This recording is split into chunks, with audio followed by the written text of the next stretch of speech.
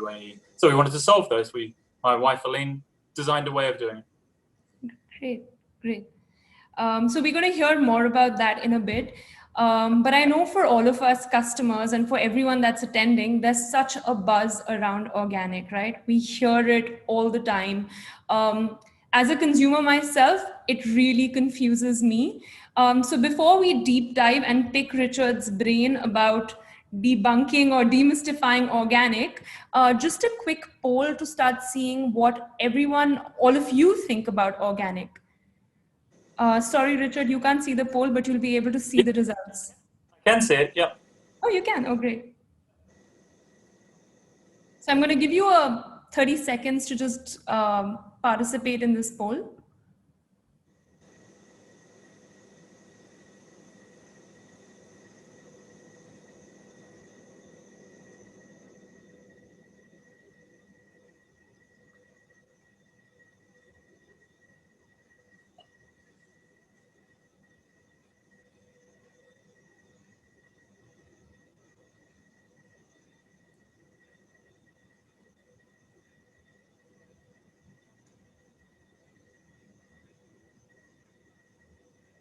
Great. So we seem to have a mixed response. I think we see that people somewhat understand the benefits for organic and the high price point, but still aren't clear about about the entire concept entirely. I would also vote that. I also somewhat understand it.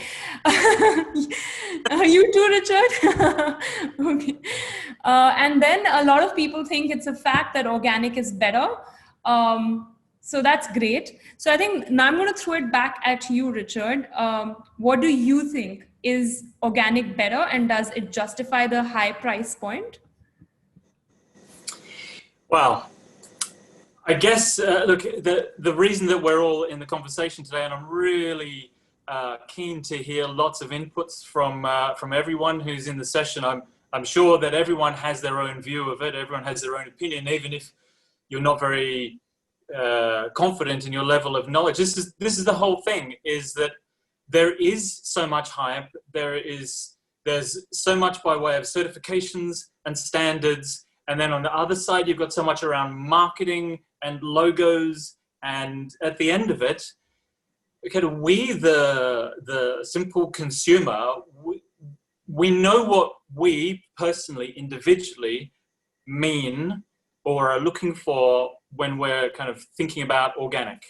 So we have some sort of definition ourselves.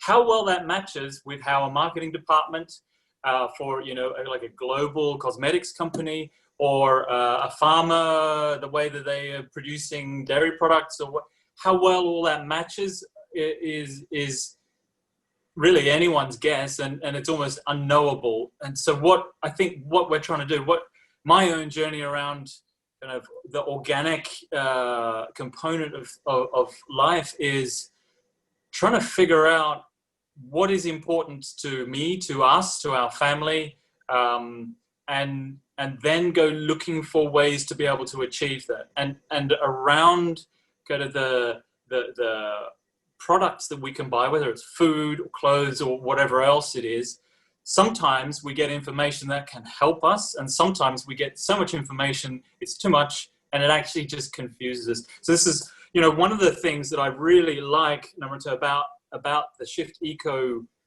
concept and the platform is it's finding a way to make it simple and easy for people to be able to do something that is of importance to them. The worst you can do is be is paralysis by analysis. I don't know if you've heard that. It's just too much information, and you don't know what to do. Right. This is one of the things around organics at the moment where we're kind of stuck, and I don't think there's a straightforward answer about is organic better or not. Right. It's different for everybody, right? It depends what you're looking for. Sure. So let's deep dive into organic food more specifically, because that's the line that you're in. And let's try and understand, is organic food really better for health? So I think from a health perspective, it definitely is. the research is a little inconclusive about whether organically produced food has more nutritional value. Right. But I mean, ultimately, just kind of from a health perspective, there's a quote that I've read, which really sums it up for me: is eat less poison. Right? That's got to be good for you. No matter anything else, just try and eat less of the bad stuff. And organic produced food does help you to consume fewer of certain types of chemicals. Now, one of the things that we do have to get our head around, actually, because this was, I did a bit of a double take when I first came across this, because my belief up to a certain point had been organic means chemical free. Right. And actually not what organic actually means. Organic means, and there's so many different kind of global or national accrediting bodies that all have slight differences, but they generally agree on a few things. So for a product or an ingredient to be certified as organic, there are certain things that have to be complied with. So, for example, no synthetic chemicals. Right. But that doesn't mean no. It means no synthetic chemicals. So, okay, that's good.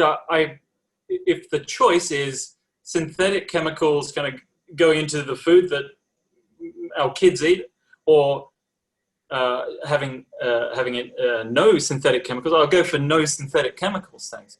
If I have an option of no chemicals at all, then obviously I'm happy. But that's not necessarily what you get from organic. Sometimes yes, but also sometimes no. So there's a list of allowable and prohibited substances that plants and soil and so on can be treated with perfectly legally, and it's all within safe limits. So we're not talking about unsafe levels of synthetic chemicals. Right. But we're talking about, do you want to consume those or not? And so it's it comes down to, for me, again, just try and keep it simple. Eat fewer chemicals, consume fewer chemicals, however you're going to do that. Right. So, I mean, definitely, in eating lesser chemicals has to be better for health. However, there's a food security crisis in the world, right? With the rising populations, you need more food, and that's the reason why there have been these chemicals added, so that it can match the requirements of the population. So, that's right. Is organic even scalable? I think that's a very good question. You're absolutely right, Namrata. There's a reason why all of the production techniques that perhaps sometimes we don't like, there's a reason why they're there. They didn't just appear out of nowhere because someone thought it'd be a good idea. It's to drive efficiency and to reduce cost, and to allow increased scale. And those techniques started appearing before we had 7.8 billion of us roaming around on the planet. So it's becoming more of an issue. Organically produced food, because of certain constraints, can take more resources. I would say not necessarily. Again, it depends how it's done. Because, you say within how, let's say, food is produced organically, there's a whole range of ways of doing it.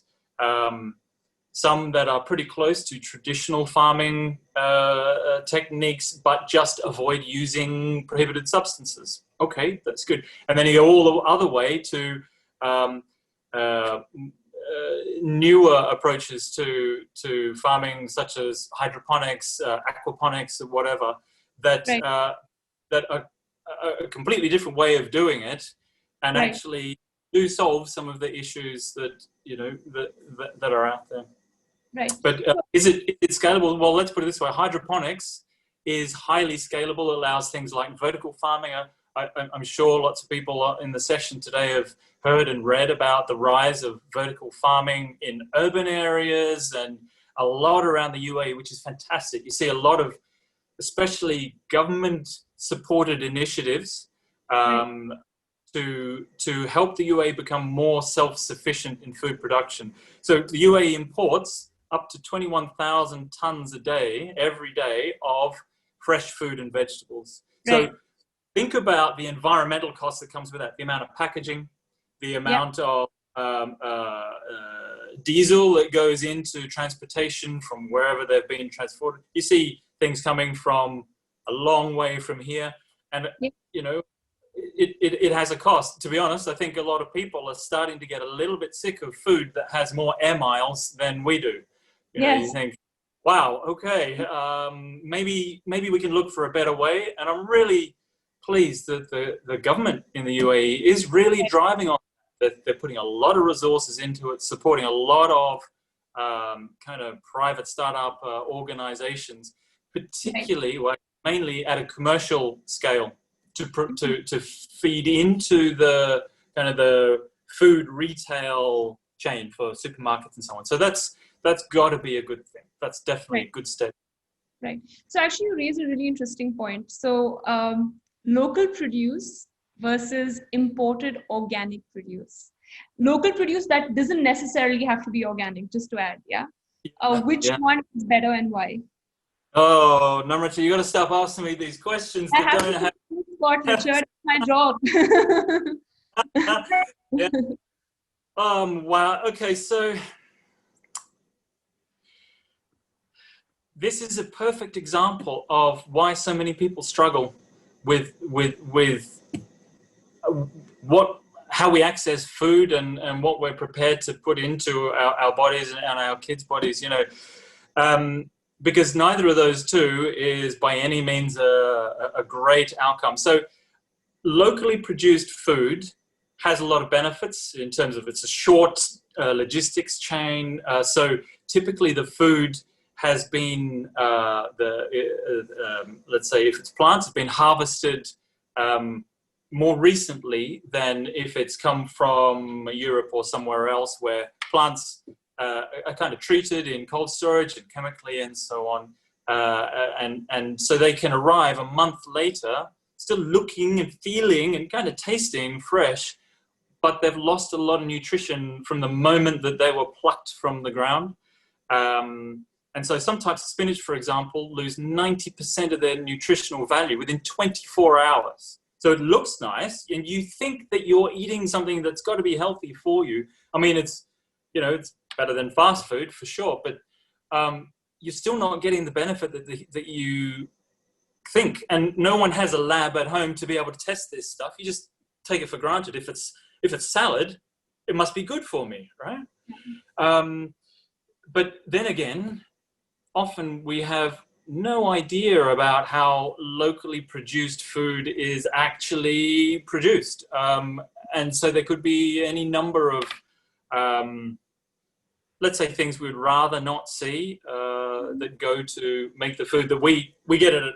We go to the shop, we buy it, and we put it on the table at home. We feel good for our family. We're doing good for the environment. We're doing good for the local economy. Right. And sometimes some things might be happening that we have no visibility, no way of knowing about, that actually we might not be so thrilled about. But here's the other thing. I don't know how many people, in our session right now have had the same experience as I have when you go to a supermarket and they've got, all sorts of organic food shipped in from everywhere, and you see fruits and vegetables individually wrapped in plastic. I'm talking about a huge tray, a vast area full of eggplants, every single one wrapped in its own plastic. And I'm thinking,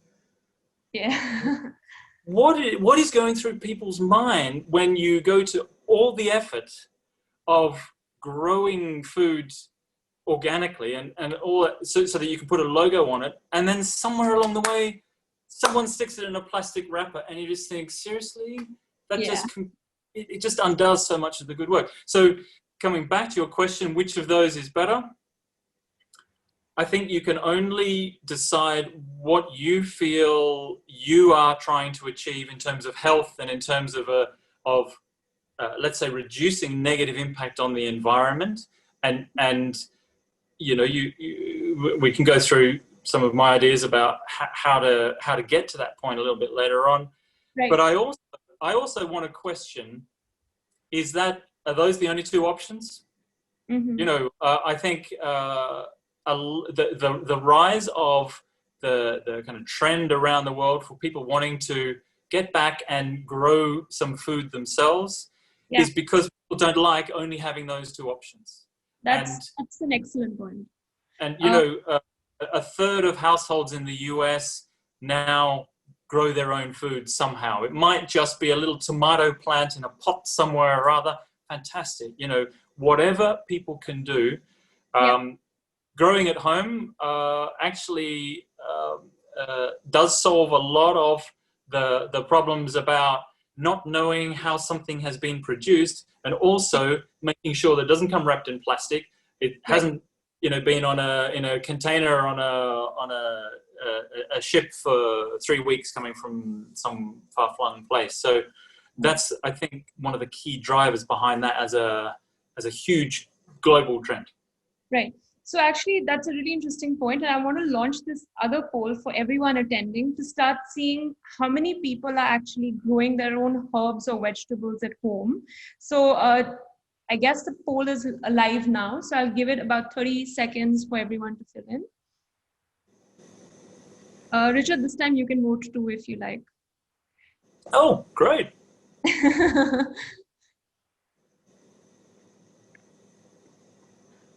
Wow, a lot of people are going for what are supermarkets for. I like that.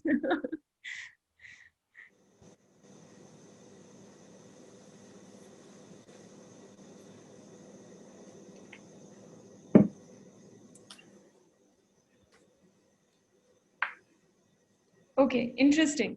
So for the first question about how many people grow herbs or vegetables at home, majority of people seem to be growing some, but find it hard to grow all sorts, which is absolutely fair. And then there's another lot which says, no, I don't. I mean, I guess with all our busy lives, not everyone has the inclination to grow their own. So I think it's more of a response of going to supermarkets or growing a few herbs at home, but not everyone's actively growing, though we have 2 participants that are actually growing at home, which is great. And then the second part is about hydroponics and how many people know of hydroponics and how you can use them at home. So there are a lot of people who have no idea about hydroponics. So Richard, I'm going to pick your brain on that one. And there are some who know a lot about it and some in the middle. So let's start with the hydroponics part. What is hydroponics, Richard? And why do you think it's better? Okay, so hydroponics is a method of growing where instead of planting in soil, they grow in water. So there is no soil involved. There are actually 7 different kind of specific techniques of how it's done. But essentially what you're doing is you put nutrients that plants would otherwise get from the soil. They would pull it from the soil. The roots have to go searching for it. They get it from the soil.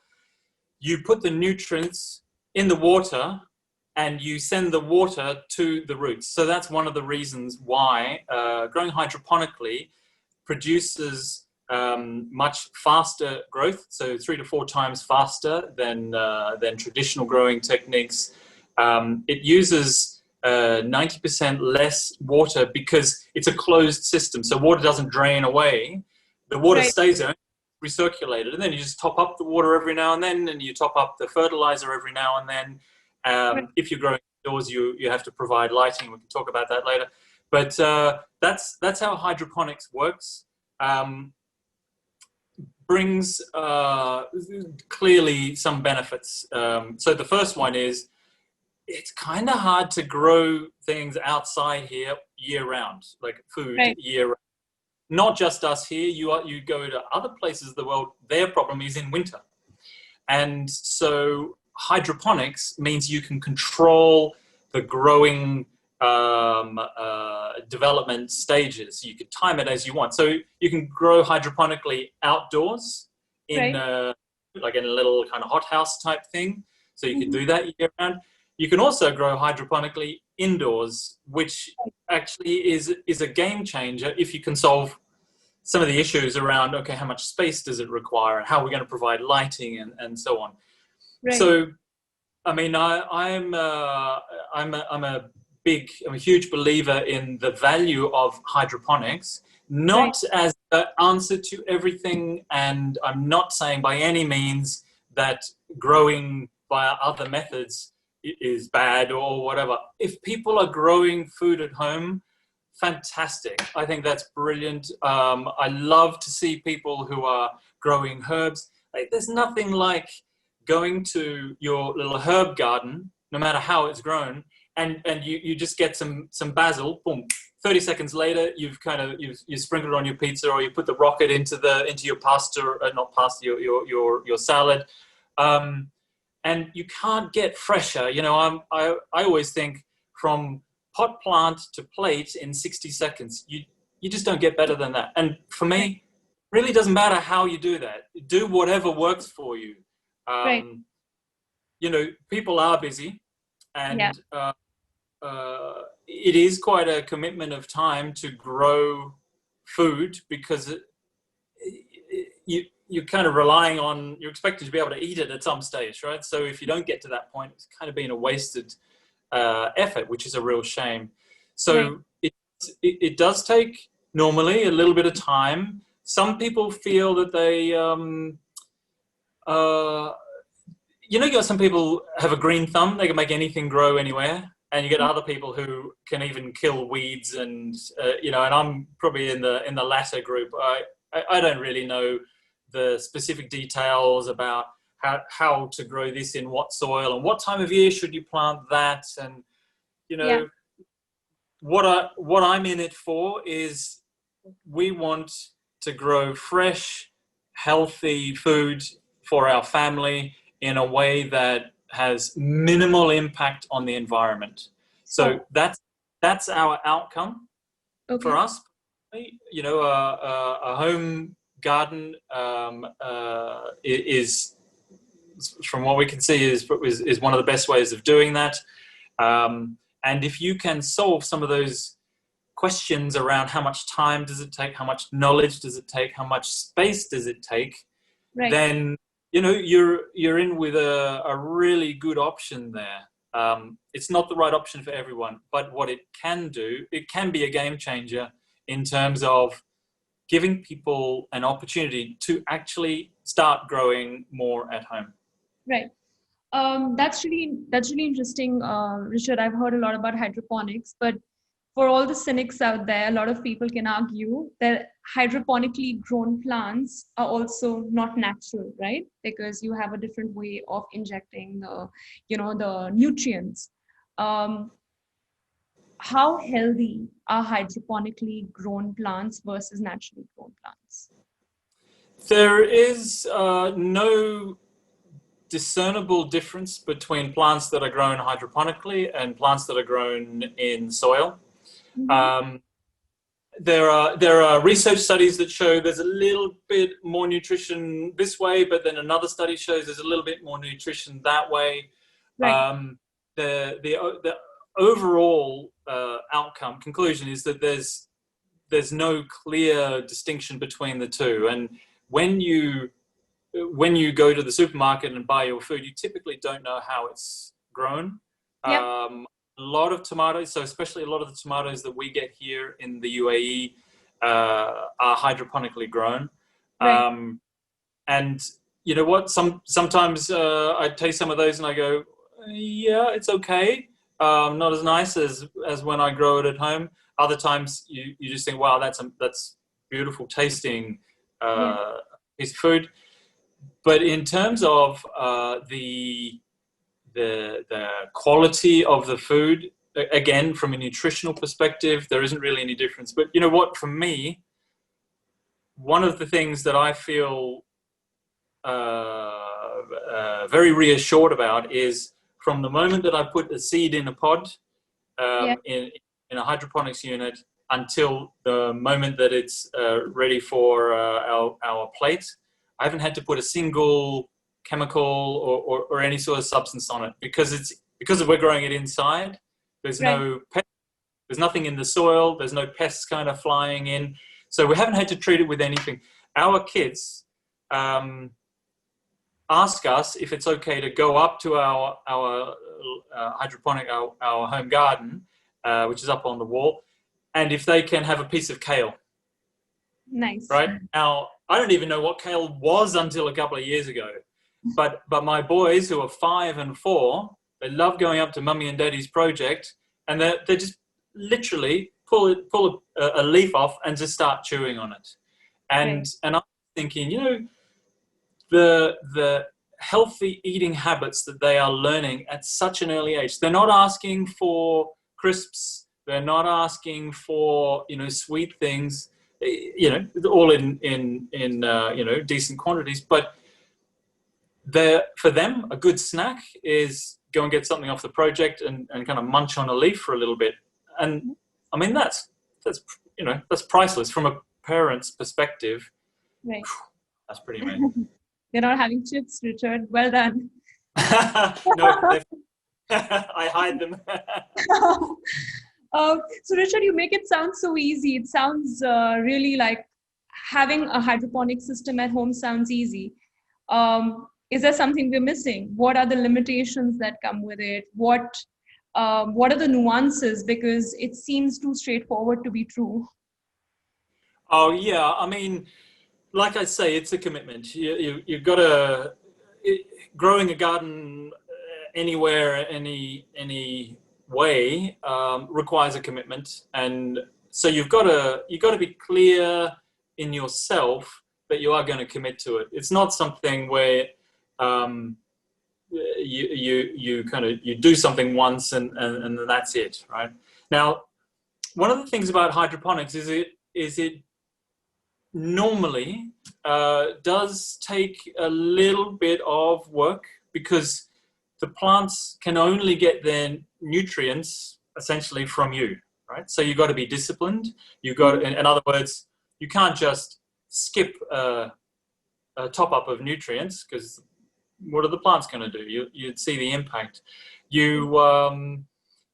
There's often, most of the time there is a little bit of measuring and mixing of nutrients to go in. It's easy enough to learn, but honestly, a lot of people don't have the time or often even the inclination to do that. And so these were some of the things that we were thinking about. As it was my wife Aline, who she was designing. She's the inventor of the Hydro Art Pod. She was thinking, as a working mum of 2 kids, who wants to provide healthy food for the family and minimize the impact on the environment, how would this actually work? It can't be something that takes a lot of time. It can't be something that takes a lot of knowledge. So she designed it in a way that it takes actually almost no time, because it's fully automated. It takes no knowledge, because the device tells you, it's like a personal growing assistant. It tells you when you need to do something. And essentially, there's only 2 things that you would need to do, and they're both very simple. One is add water, put some water in. The other one is add in a Nutrio pod. So it's a pre-mixed soluble sachet, like you put into a dishwasher or a washing machine. You don't have to kind of measure how much is it. You just throw a pod in.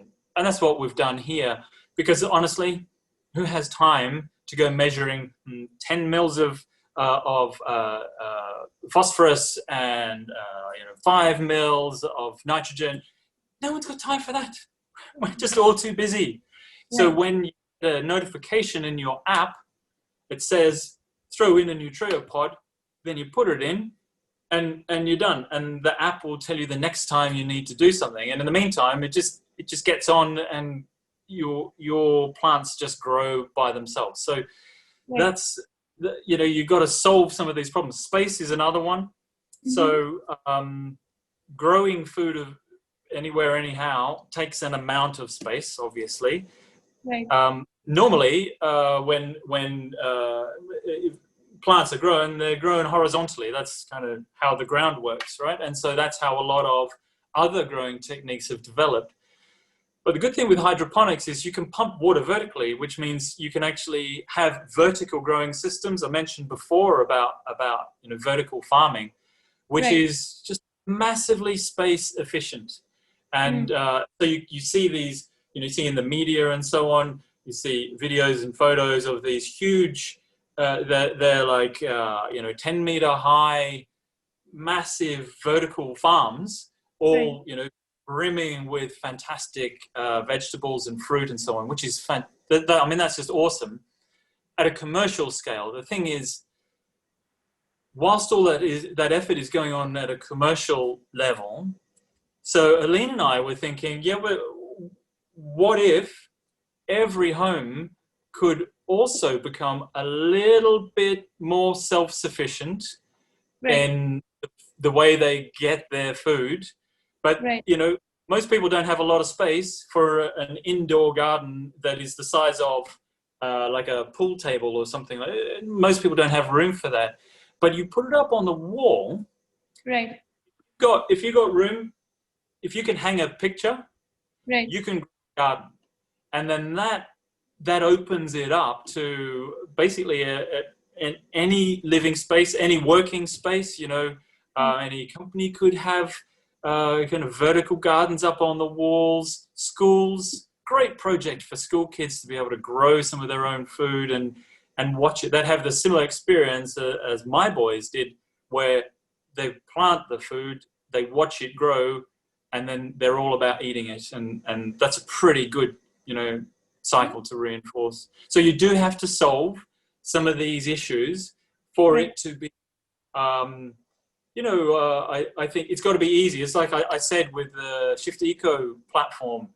Right. It's simple and it makes it easy for people. And it doesn't matter whether you're growing outside, inside, soil, hydroponics, it doesn't matter. It's got to be simple and easy, Right. because if we had the time and the knowledge and the resources to do,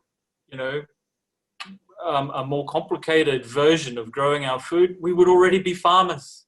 But we've got other things to do. We've got jobs, we've got families to look after. Maybe we've got kids to, homeschool, whatever. So simple and easy is the thing. And, this is a huge growth area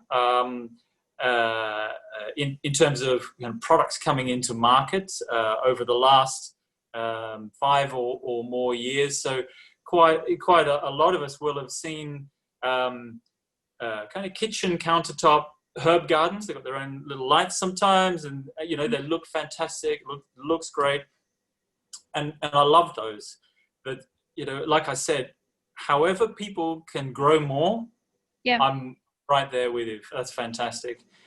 What we found with our family is that being able to grow 3 or 6 kind of herb plants is a start, but actually we need more than that. That doesn't help us make a salad. It helps us garnish a salad, and it's a good start, but doesn't actually kind of break the cycle. Doesn't really change the equation in terms of now we no longer need to go and buy leafy greens, spinach, kale, lettuce, tomatoes,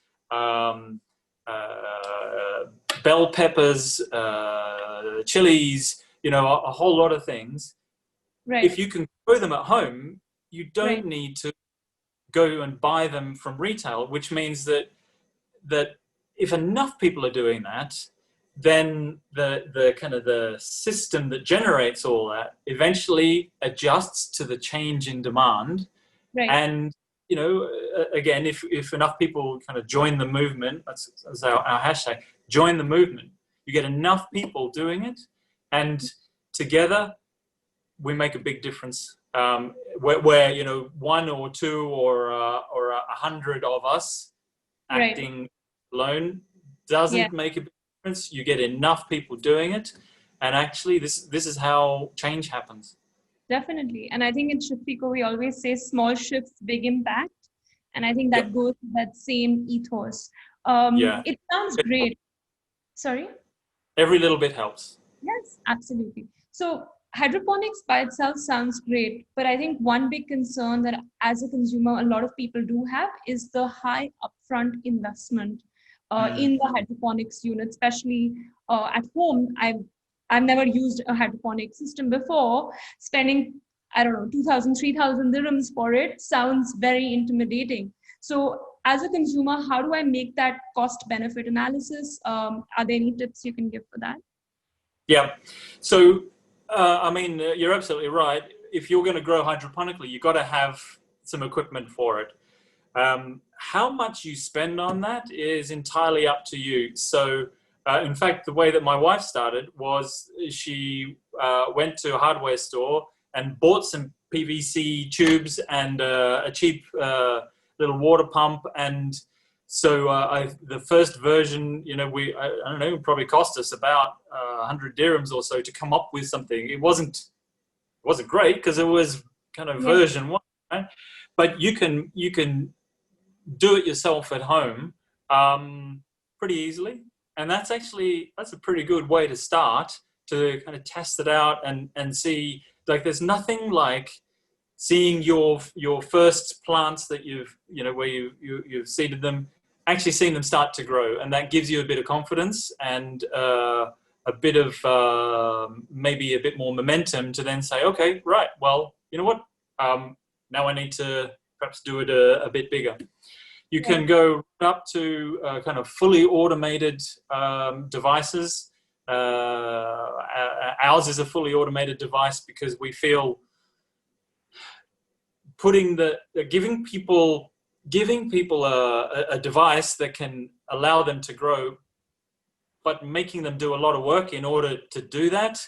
I think a lot of people just sort of lose touch with it after a while. You end up, oh yeah, it's a bit like, you buy I don't know, you buy an exercise bike or something.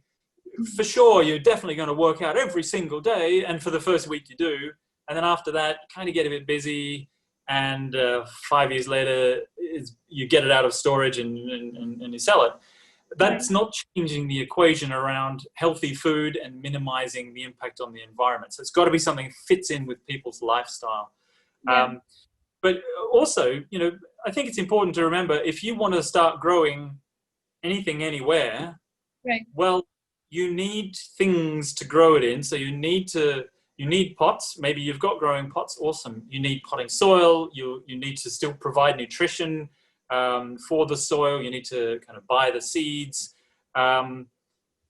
If you decide that actually growing is not kind of quite the right thing for you, or if it feels too big a hurdle to get started, then you keep going back to a supermarket where you're still spending the money. But I guess the thing is, when you're growing at home, you make an upfront investment, and then all you need to do after that is just keep buying seeds and keep buying a little bit of nutrients every now and then. And the rest of it just kind of keeps going. So it's actually, once you get going, it's very cost effective. So, but it also depends, your return on investment point depends on how much you spend on food. So if you spend, let's say 12 dirhams a day on fresh fruit and vegetables for your family, then with our product, well, let's put it this way: with hydroponics, typically you would see a return on investment by the end of the first year. For us, it's a little bit less than that. It's about 10 months for our product. And again, remember, the yield and the speed that your food grows is pretty awesome. Right. So that sounds great. But I want to go back a little bit to the organic aspect, right? As a consumer, what I find is that there's a lot of greenwashing, wherein you find people calling things organic and charging a high price point. I'll give you a small personal example. I remember going to the food store and looking at organic pasta, and it was double the cost of regular pasta. And I'm thinking in my head, why is the price so different? And what are the benefits I have? So to me, it appears like greenwashing, like I'm being manipulated to pay more money because of the word organic. So what advice do you have for us as consumers to be careful of when we are dealing with greenwashing? It's annoying, isn't it, that that there's almost nothing against anyone who works in marketing, but the marketing side of it is kind of confused the issue a little bit, even though there are so many different standards. So there are, even just in Australia, there are 7 different certifying institutions for organic produce.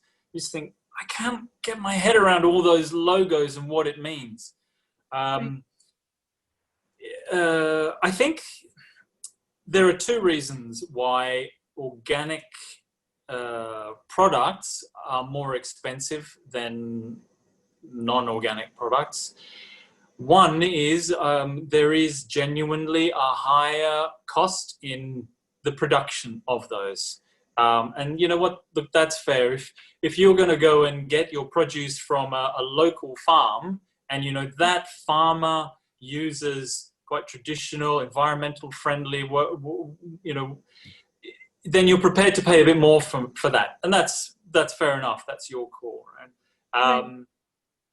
But the second reason why it's more expensive is because companies can get away with charging more for it. That price premium is because it's not just a financial decision about, okay, I want to get the cheapest food that I can. Yeah. It's much more of a holistic decision that we make. It's not just a food decision, it is a family decision, it is a lifestyle decision, it is a decision that each of us makes with not just ourselves and our family in mind, but kind of like future generations, right? So you get people who are deeply committed to preserving, repairing, protecting the environment, for example. They make personal buying decisions in the hope that if enough people are doing that, then that will have a kind of like a regional, maybe even a global impact. Right. And so companies actually find it pretty easy to tap into that part of our goodwill. And I mean, our brain is made for marketing departments to, you know, to do their thing with us. That's just how we work.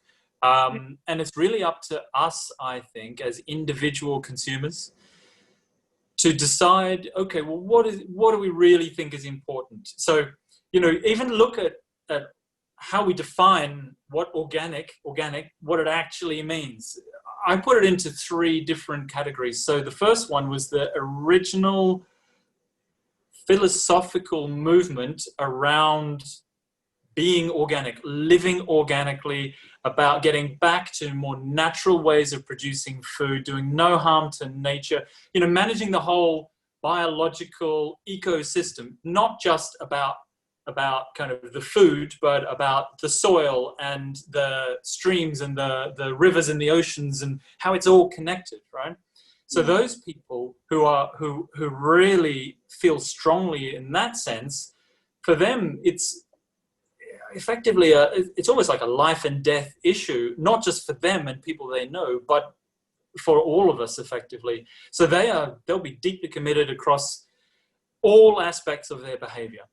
You get other people who want the reassurance of a structured framework where there's kind of a certified logo, which gives them peace of mind. Okay, this apple has met certain standards in the way it's been produced and treated and so on. And that's what I'm looking for. The thing is, as that progressed, it became a marketing device in its own right. Yes. Pretty much to the point where it's of less value now to the everyday consumer like us, because there's just so much going on. So I think there's now a third kind of category that has emerged, which is, so they're just everyday consumers that we just want to eat good, healthy food that has been produced and delivered to us in a way that has minimal impact on the environment. It's almost like an intent. It's like organic as an intent. so I know I'm not going to win every battle around those twin aims of really good, healthy food and minimizing impact on the environment. Sometimes I'm going to do things or buy things that are not aligned with those, and I don't feel great about that. But whether it's through convenience or speed or a lack of other options, you do what you got to do sometimes. But where I can, I will focus on achieving those two aims. And I think now a lot of people are in that space where it's just like, okay, there's so much noise out there. I just got to try and figure it out. Right. So, again, this is when we go shopping, what we look for is, well, first of all, we're clear about what sort of things are important, what's important to us. Right. If you're not clear about that, if you don't know where you're going, then any direction looks like the right one. So we're clear about that even before we set out. And that's just kind of an ongoing thing. Then we go to the right places where we're not constantly frustrated at a lack of what we're looking for. You learn through a bit of research, trial and error, word of mouth. You learn where to get the things that achieve whatever you want to achieve. You do a bit of research so that if you're looking for logos, for example, you know which logos satisfy your need. So it might come from a body that's in your home country because you know it, you trust it. Great. It might be a more globally recognized one. Whatever. So just because someone sticks a logo on. Sorry, go on. So what logos do you look for, Richard? What according to you is reliable?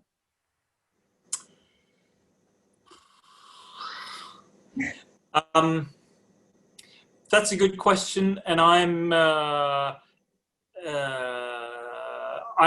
trying to come to terms with that myself, because I find myself often failing to be able to get to 100% organic. So a sticker, no matter where it comes from, if it says 100% organic, then that's kind of the top level of certification. But I also know it's hard to find. It's really expensive. It's not necessarily going to taste better than something that's not 100% organic. So what I would typically look for is something there's a range that is 70 to 95% organic. Right. Basically what that means is 70 to 95% of the ingredients in that product must have been produced and handled in accordance with organic standards. So that's great. But then there's another level which is below 70%. You can still call the ingredients organic, but you just can't put a logo on it. Something else to bear in mind is if you're going to shop and there's kind of loose fruit and vegetables there, then there is no need for the retailer to put labels on every single individual piece. Sometimes the label just needs to be nearby. So, I have to take my reading glasses when I go, because I know that I'm going to be looking at some details of things, and you got to be on the lookout for it. It's part of the reason why, for me, I'm more in the everyday kind of the pragmatic approach to it, rather than just looking at a label. But I also completely understand labels give people a sense of reassurance. That's fair enough. Yeah. So we have another question from Athira here, where she's saying, again, she's going back to greenwashing, which is exactly what I was talking about earlier.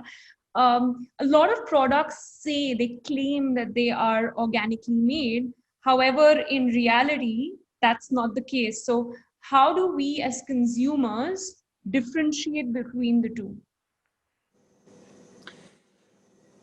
Often, I don't think that we can, to be perfectly honest. You go to, well, let's put it this way. There is only one way to 100% guarantee everything that has been sprayed on or fed to or otherwise applied to a product, whether it is food, cosmetics, whatever else it is, and that is to make it yourself from start to finish. Now, maybe it's a bit harder to do with cosmetics, but to be fair, there are, my wife makes some of her own cosmetics as well as cleaning materials and so on. You just get the right ingredients, which can be kind of sourced the right way, and then you've got that control.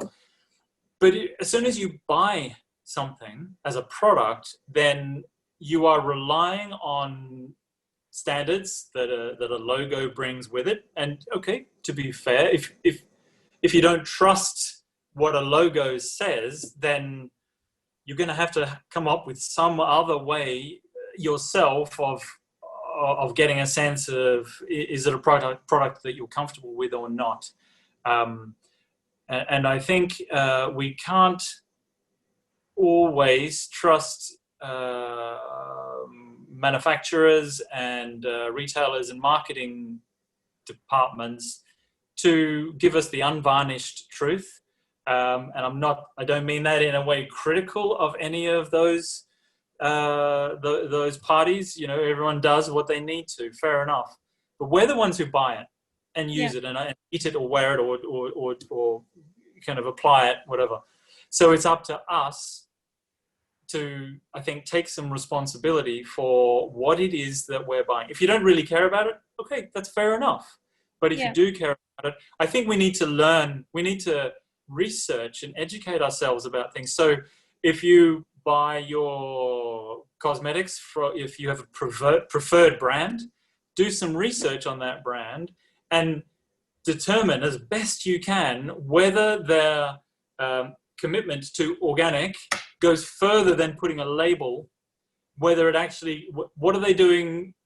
Maybe they are funding research or kind of community level programs. Maybe they are developing kind of their own level of standards that are in excess of kind of more generic standards. So okay. I think it's consumer beware, and it means that we need to become more knowledgeable about how our products are actually produced and sent to us. Like I said earlier, you can manufacture something or grow something using like 100% organic techniques and then wrap it in plastic and send it on a big old cargo ship. And it is still organic as far as the standard goes, but does it make it a product that you're comfortable with? And only we ourselves individually, I think, can really answer that question. Perfect.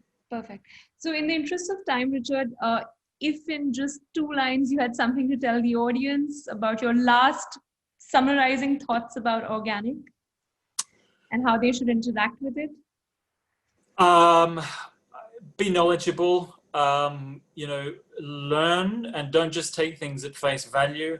And I think be clear about what is important to you, and then sometimes you'll be successful, sometimes less so, but at least you're moving in the right direction. And I think collectively there's a huge push for putting the power back in the hands of consumers around giving us access to products that we are comfortable with, not just at a price point, but the way that it was produced itself. When it comes to growing, I just want to say I'm so happy to hear about lots of people grow, one herb plant, that's fantastic. Grow a huge garden, that's amazing. Do whatever you can that is right for you. And, look for ways of making it easy and sustainable. And I mean sustainable in the sense of being able to keep it up. Don't just do something for a month and go, right, okay, well, I've done that project, now what? If it's going to mean something, it's got to be ongoing. Otherwise, it's kind of a temporary blip. So find ways of making it easy for yourself. It would be the same if we were talking about a dietary regime or an exercise routine or kind of meditation kind of a process. If you're going to stick at it, you've got to find ways of that fit into your lifestyle. Right, right. Thank you so much, Richard. This has been absolutely great. Thank you so much for the audience for joining us. I think this session was really informative. I think organic is a little bit of the way we choose to interact about it. Like Richard said, it's really important for ourselves to figure out what our priorities are as consumers, educate ourselves about them, about the brands we're interacting with before we purchase. If you all have any questions, even after the session, feel free to email us. We'll definitely get Richard's point of view and pass it along. Um, and we continuously have these webinars ongoing. So we'd love to see you guys at our next webinar next month. Yeah. Can I just say, Namrata, just one last thing. I just want to say how much we like working with you guys and how much we appreciate how you are helping people to find easy ways of doing things. We're trying to do the same. If you wanted to learn a little bit more about options for growing at home indoors, then you can pop along to our website, hydro-art-pod.com. That's hydro-art-pod.com. And if you think, actually, you know what, that's something that'll help me make a start, and you wanted to get going with a Hydro Art Pod, then we're delighted to offer as a Shift Eco special a discount of 20%. So, but go and have a look. There are plenty of options around. Find something that works for you, and let's do it. Let's join the move. Let's make it happen. Thank you so much for everyone for joining, and Namrata, thank you so much for you and the Shift Eco team for inviting me along today. Thank you so much, Richard. Thanks. Thank you, everyone.